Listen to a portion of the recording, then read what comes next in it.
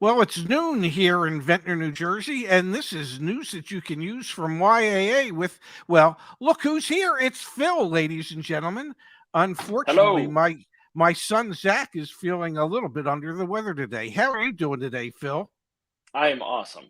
Well, I am It's so it's an awesome thankful that Monday, you're here. and you don't hear that very often. But Uh, well, it's pretty nice here. Before we get started, if I may, I would just like to send a belated happy birthday wishes to John Sapola. It was his birthday the other day. He's on vacation. I hope you enjoyed your birthday, and we hope that you enjoy the rest of your vacation, John. Thanks for being here today. Um, happy birthday, John. yeah, yeah. Well, we'll see if he appreciates it. Um, there are there are any number of things that we I think need to get to today. Yeah. Um, and I know the last thing that we're going to go over is quite the success story. We'll save that for the end. But I thought, and I will, God, if I remember how to share my screen. This is, You got you know, this. I haven't done this in a while, but I know I hit the share button and then I hit the share screen and then I click on screen and then I click share and then we're going to share the latest numbers on the microchip shortage, Phil. And Yes. last week it was ugly. Last week I think it was like 180,000 vehicles hmm worldwide that were trimmed from production. And hmm this week, lo and behold, it's 6,800. That's Um, quite a difference, wouldn't you think? I would. It almost makes me wonder just how valid these numbers are that we see week in and week out. I Um, know. I know. from They from do fluctuate very wildly. oh my God, it's crazy. And I mean, I just can't imagine that from one week to the next, the chip manufacturers either can or can't get the chips to the to the automobile manufacturers. It just to me, it doesn't seem like it would be that hard. No. But they're still projecting so far. The year to date estimate is we've lost just under 3 million vehicles globally. The projection through the end of the year is 3.8 million. Yep. um, Igor in our community has a bet based on it being somewhere between 5 and 7 million. And personally, I'm not betting against Igor on that one. I think I I wouldn't either. I uh, Nope. I, I believe that's one that he will win. That's a bet that he will probably win easily. But it is so good to see that there's less vehicles being lost to production this week. Um, and everything Agreed. that and everything we've seen and read recently is that um, there's the manufacturers, for whatever reasons, whatever the supply chain issues are, um, just are still nowhere in a position to produce vehicles in a much larger number, a number that's desperately needed, by the way. Um, Desperately needed, but do they really want to? you know, they're as profitable or almost as profitable, in some cases more profitable, while producing fewer vehicles. I mean, we've Um, got some record profits, as of late with all this, right? yes, but they're in the manufacturing business. hmm And last time I checked, the more typically, I could be wrong, but typically the more you manufacture and the more items that you can wholesale, because that's all they do, True. um, typically the more money you can make. Damn it. Yeah. So then I just don't get it. I mean, I understand that they can control some of their costs better this way, but Yeah. and they control marketing costs this way. But Well, that's the big thing is the marketing cost, the incentives, taking that all away. They don't have to spend all that. but how long can we go where there is realistically almost zero available on-hand inventory for people to buy.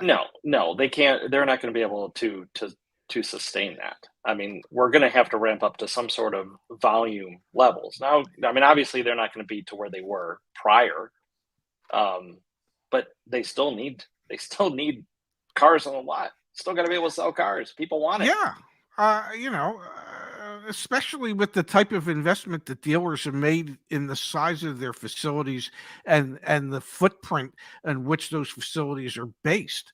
Um, with the amount of acreage that dealerships are built on. Now, I'm not suggesting that we'll ever see it get back to inventory levels of 3.5 to 4 million vehicles in inventory, Yeah, they but don't. you They would don't need think to. but you would think somewhere closer to 2 million vehicles in inventory as opposed to the slightly more, and when I say slightly, I mean slightly more than the 1 Hmm. million that have been in dealer inventories on monthly basis. And the vast majority of those, as we know, as you know in particular, most of those are spoken for before they ever arrive at the dealership for many brands, not for all Correct. brands. Correct. Um, uh, yeah, I agree. I don't see how it can possibly be sustainable.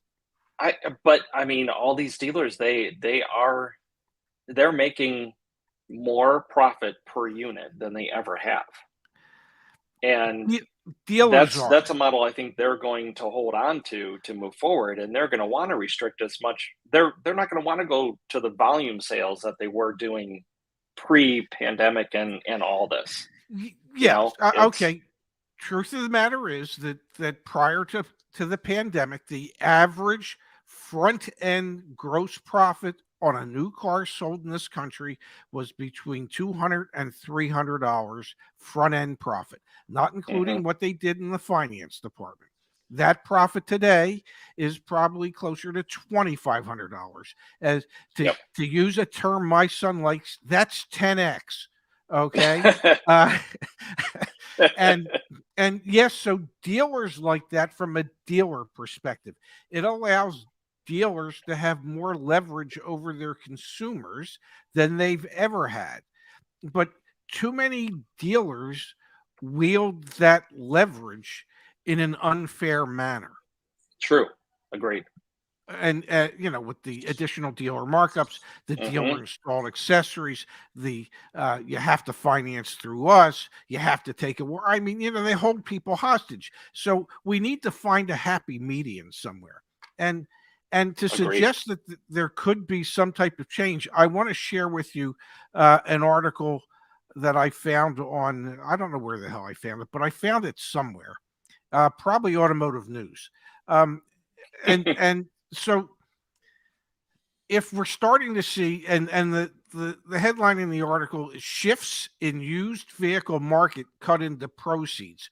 Well, why don't they just say what that really is? It cuts into profits. Correct. Okay. Yep. Okay. Yes. And this is triggering a reset. So what we're starting to see in the used car business is that dealerships aren't able to hold the same level of gross profit on their used inventory when they're selling it as they had been, because there's a softening of the market from inflation, higher Correct. interest rates, and well, the asking prices were staggering to begin with.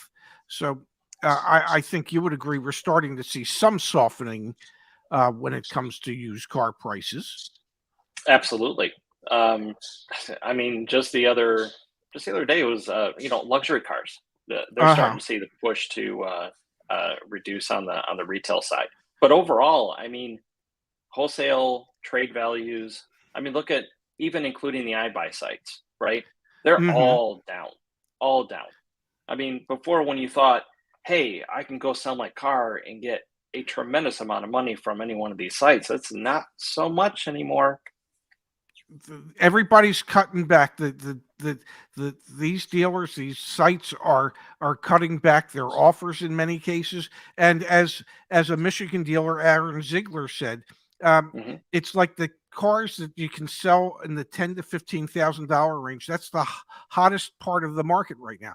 And the reason it's the hottest part of the market is because the vast majority of people looking for used cars can't afford the used cars at the prices that they have been going for recently. Right. Right. You know, it's And let's not also think about how dealerships are, because they know that that's the hottest selling price point. They're still marking them up, even pushing people that could afford that price point out of that price point as yes, well. It's yes. Yeah, it's It's kind frustrating of to see that stuff.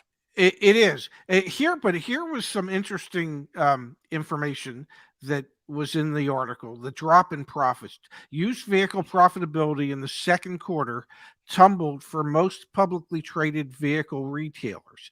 Here are Hmm. the gross profits per used vehicle retail. AutoNation on average was $1,915, which was a 14% decline from a year ago. Lithium Motors, on the other hand, their average profit dropped 11%, down to just under $3,000 per car at 2,955. Penske was off 15% at 2218. Group One saw their average profit drop to $1,830 per car, down Hmm. 25%. Asbury was down 8% at 2530. Sonic was down 20% at 1553 a copy. And now we get into some what I would call staggering numbers. Carvana, the nation's second largest retailer of used cars, well, their average profit was down 44% to Now, if that doesn't say 1100. something, I mean, that's huge, right? Oh, Huge. that's incredible. Hmm. Which would indicate why they've lost almost $1 billion through the first 6 months of this year. Yeah. Um, Yep. it shows that they were paying way too much for the cars that they had been buying, and that is Hmm. finally coming back to bite them in the butt. Yep. Vroom, on the other hand, was the only one who saw their profit margins go up. They went up 36% to an average of $2,166 a car. Their volume, as reported, has dropped by about 50%. Yeah. Um, so and they only lost, I don't know, $175 million or something like that in the quarter. And Shift, which when you see this number would indicate they should be going out of business. Um, Right. you That's know, a very they marginal amount for 74%, right? I mean, yeah, I only mean, it's down. 470. Oh my God! When this is they're not selling new cars. They're Uh-uh. selling used cars, and they're only averaging $478 profit, which is almost a 75% decrease from last year. Um, that's a staggering It's decline. huge. It's Um, huge. I You thought know, I Ray, what I see from that, I get excited because this means consumers are now going to be able to potentially buy a car at a potentially reasonable price. yeah, And yes. Go ahead. and I see this continuing, which is good news. I like seeing that. Um, and, and it's because more and more people have taken themselves out of the market, and Hmm. they have forced these dealers to now deal with the fact that they have overpaid for so many cars. And I know there are people out there that are going to say, "Yeah, but the dealers are just going to hold out because they don't want to lose money." It's nobody buys these things with the thought that, yeah, I want to buy it so I can lose money. But Right. the smart dealers realize when they've overpaid, and it costs them to sit on it, hoping and waiting to find somebody that will do the same thing, a retail customer that'll overpay when they buy it from them. The Hmm. smart dealers will adjust their pricing, they'll lick their wounds, they'll take their loss, Yep. and then they'll take that money and go invest it in a car that they could buy for less and recoup that loss. um, Correct. Yep. so I don't really see a lot of these dealers holding on um, to their overpriced inventory any longer than they have to, personally. Mm-mm. Nope. I agree. Yeah, And as we're seeing more negotiating happening on these used cars across the board, dealers are more willing to entertain a strong offer um, to get the car sold. Just they got to move it. they have to move it, and to this day, it still makes more sense to take a loss to the retail customer and have the opportunity to perhaps pick up some of that loss in the finance and insurance office than it Hmm. does to just take the vehicle to the auction and lose money there, where there is no ability whatsoever to um, to uh, whittle that loss by selling them something else. Um, Right. so the smart dealers would know. And there are smart dealer operators out there who look at their used car inventory on a weekly basis, some even a daily basis, and make adjustments or tell their staff whatever reasonable offer you can get on this vehicle, um, you know, just move the vehicle, let's move it along, let's get them into the finance office, let's see if we can mitigate some of the loss, but Sure. let's Sure. go out and take that money that we've brought in and go buy something cheaper. Absolutely. Yeah, that's what the smart dealers do. Now, now, now we come into some issues that I wanted to talk about, because there are some safety probes um, Yes. that we need to share with the audience out there. Once again, I'm going to share my screen. Let's see if I have the ability. I'm assuming that pulled it up. Hyundai Kia vehicles probed by the National Highway Transportation Safety Administration over exploding seatbelt pretensioners linked to 3 injuries. Um, That's that's I've certainly heard of worse things. Um, hmm we're talking about 275 vehicles, and there's probably not that many instances, but it could be dangerous, obviously, because there are actual in the seat belts. There are the pretensioners are what allow you to move forward and back, and right. when it senses the accident, when that movement is so quick, that's the pretensioner, and there's actually a little explosive device in there Hmm. that triggers the pretensioner to just strap you in as tightly as possible. Right. Um, so this could be an issue if, well, obviously they explode when they shouldn't. Um, Well, right. Yeah, you don't want that happening while you're driving down the road. hell, I don't. The only time I ever want it to happen is if I'm running into something. Well, right. Whether it be a deer or another car, that's when I Uh-huh. want it happening. Of Um, course. Yes. yeah, the Yep. vehicles that are impacted that they're looking at are the 2021-2022 Hyundai Elantra and Elantra Hybrid, the 2021 Hyundai Venue, the 2021 Genesis GV80, the 2022 Genesis GV70, and the 2020 to 2021 Hyundai Accent, and the 2022 Kia Sorento Hybrid and Sorento plug-in hybrid. Hmm.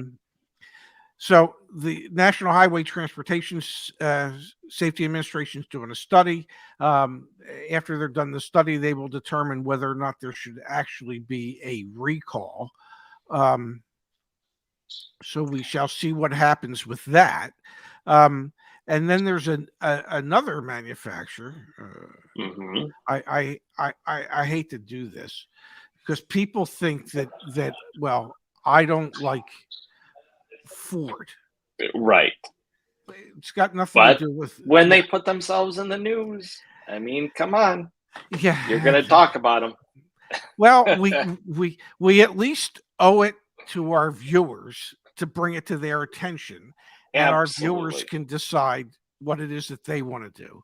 But the Absolutely. National Highway Transportation Safety Administration is opening a probe into 1.7 million Ford Lincoln vehicles for alleged front brake defects.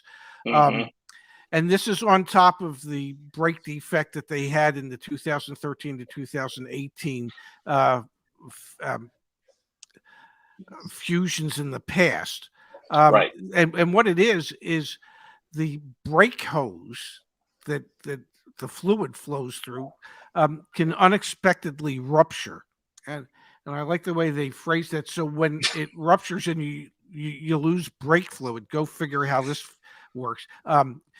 Well, that could make it more difficult to stop the vehicle. Well, I mean, I would think, Ray, that one of the most important things in a vehicle is to be able to stop. I mean, I don't know. I I Uh, I mean, I you I can only I keep on going, but you got to be able to stop, right? At some point.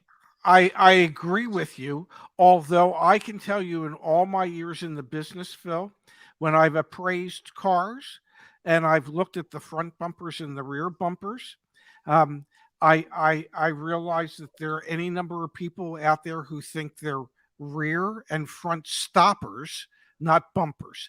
That just based on the damage that I used to see to these bumpers, people were figuring I don't need brakes. I mean, well, okay, so fine, maybe not. Maybe they just want to do bumper cars. I mean, who, they probably grew up going and doing the bumper car thing, and they're like, "Well, heck, I can do that in my own car. Who needs brakes?" Exactly. And so for those people, Ford is doing their best to accommodate them. Uh, Yeah, apparently they are. and it's unfortunate, that they run into to this situation. But it's something that people really do need to be aware of. I mean, if you have any of those vehicles, and it might be part of the probe, keep your eyes and ears open, and we will do the same to see if they actually end up with a vehicle recall. But we just wanted to give you some Which pre-warning. brings up another good point, Ray, that if you're looking at a used vehicle or looking at any vehicle, whether it be private party, always take the VIN number and look it up on their site, and just double check to make sure you don't have any pending recalls or any issues like that going on. There is actually a government site. I forget the name of it off the top of my head. If Zach was here, he would have pulled it He'd, up he'd and have put it it in right the up there, right? yeah, and he'd put it in the comments. But there is a government website that you can go to that would let you Yes. know if there's any open recalls on a vehicle. And in a lot of cases there are, and many dealers don't take care of them prior to selling the vehicle. So as the consumer, you need to make sure that you double check that. And also, if as we always say, if you're looking at a pre-owned vehicle, a Hmm. pre-purchase inspection is without a doubt probably the most important Very thing important. that you can ever do. Oh, look at that! Justice put it in there for us. Um, it's Oh, thank you, Justice. Thank Thank you, you. Thank you. Justice. Bless your heart. Because it's something everybody should be aware of on any used car that they're looking at. Um, Now, Phil, I was going Agreed. to share my screen and bring up something that I believe is near and dear to your heart. And once I bring it up, I will let you go into all the fun details about this. Awesome. Uh, and I can you see that? I can see it, but I'm going to pull it up on my screen too, just so Oh, that I have it. okay. Um, but yes, I can see it. So this So is you this is can't. this is Paul, right? And Yes, Paul yes, got a 22 Gladiator for well below invoice. Something that you take a second look at and like, what is that even possible? And here we go. Paul was able to actually do it on a Gladiator. yes, Um, well below invoice, and he got $1,400 more than he had originally thought he was going to get for his trade, and which something we have not seen in how long? But how about 0% for 72 months? How yes. about in a climate where interest rates are going up? You don't see that very often, right? So No. kudos for him for being able to secure that.